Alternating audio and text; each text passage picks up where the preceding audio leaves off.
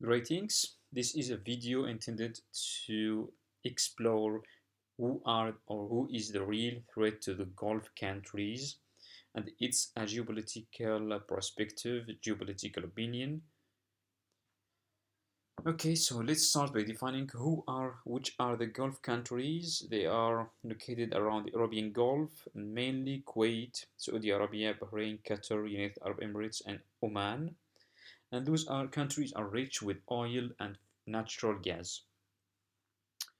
And there have been claims by so many, including the Western powers, the USA, and also the Gulf countries themselves, that Iran has ambitions in the region, include to dominate the region, and Iran is developing their nuclear missile missile program to dominate the area. But I think that's not true because Iran is not as powerful as it's been advertised. And in addition to that, Iran has very old navy and very old air forces that's not even comparable to the Gulf countries' air forces.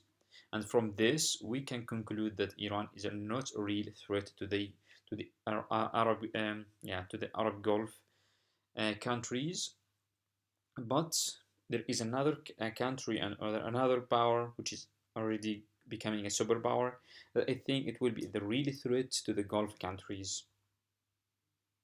This superpower is emerging economically and militarily, and it's expanding its power and influence along the Indian Ocean, and it's gonna be in the future. I think it's gonna be expanding its influence also in the Arabian Gulf and Red Sea. What is this country and what is this power and why it's powerful and why it's going to influence and is going to conflict or confront the Gulf countries?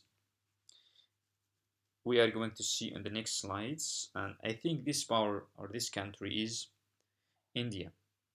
India is the next or one of the next superpowers and expected superpowers, and they have very large economy growing fast, and it's expected also to overthrow the United States, the superpower of today.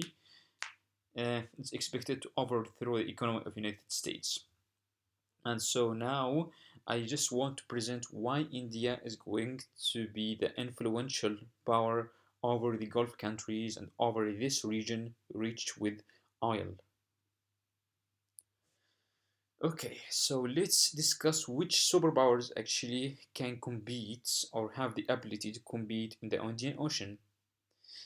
On my opinion, they are four powers or four superpowers, including United States, India, China, and Russia. United States is already a superpower and they already have influence on every spot of the world, including also the Indian Ocean, but they are main allies with India. And they already have um, so many conflicts everywhere with Russia, China, and other superpowers that's gonna keep them busy from dominating their Indian Ocean.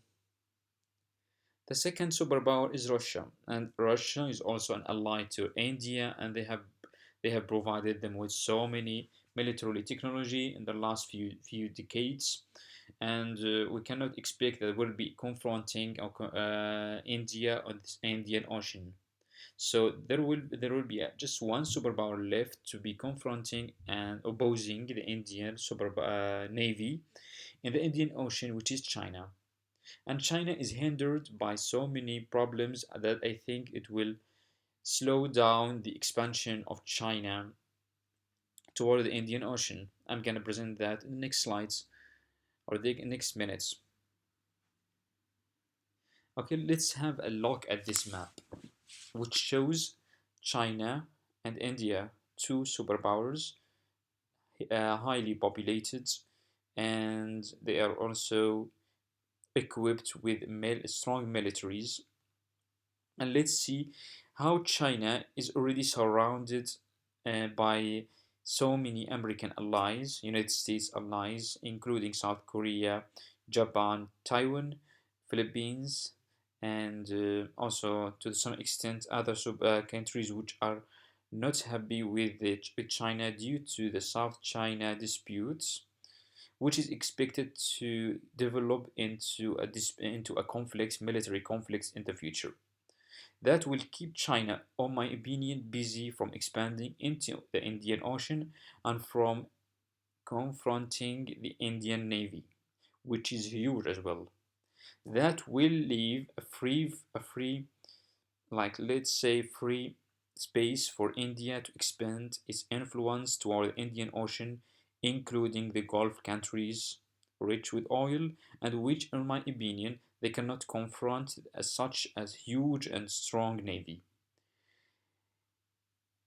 So why, in my opinion, that India is going to expand its influence is that India is developing and building a very huge and strong navy, which is not explainable. I'm going to show that in the next minutes. If we assume that India is growing this navy just to confront or to compete with their traditional enemy, which is Pakistan. I don't think so. That's the case because Pakistan doesn't have such a strong navy. They don't even have a ballistic missile nuclear submarines. They don't have aircraft carriers, and they don't even have destroyers. So such a claim is not valid. So why? So that's why I think India is intending to expand its power toward this area or this region. And here is a look at the current Indian Navy, which includes one a aircraft car or sorry two aircraft carriers. One will be decommissioned soon, but will be replaced in a way. 11 destroyers and 14 frigates, in addition to one ballistic missile submarines, 13 conventional submarines. And this is, in my opinion, already a huge sub navy. But that's not India why I think India is going to dominate or wants to influence the region is what are they building in their navy? The future navy is will be including very huge number or large number of ships, including two new aircraft carriers and four destroyers built by India themselves, and also six ballistic missile submarines and 12 nuclear powered submarines, in addition to other 12 conventional submarines. And I think this is very, very big navy for just confronting China or confronting Pakistan, which are not really enemies in the Indian Ocean. That's why I think India it has very will have very large influence on the Gulf countries and the region of the Red Sea and the Arabian Gulf, because India has to dominate this region in order to cut this region, to cut this um, what they call the pathway for the ships of China and other countries. China, I think, already sensing that they are already building ports in Djibouti and Pakistan. They're already extending a trainway or railway into Europe, and also some other Gulf countries. They're already building their ports or military ports in Somalia, Djibouti, and Eritrea to confront the what they call the expected or perspective power of China or India and other countries as well. So that's my opinion on this geopolitical issue. I'll be happy to hear from you and to hear any other opinions to correct and improve my view. Thank you.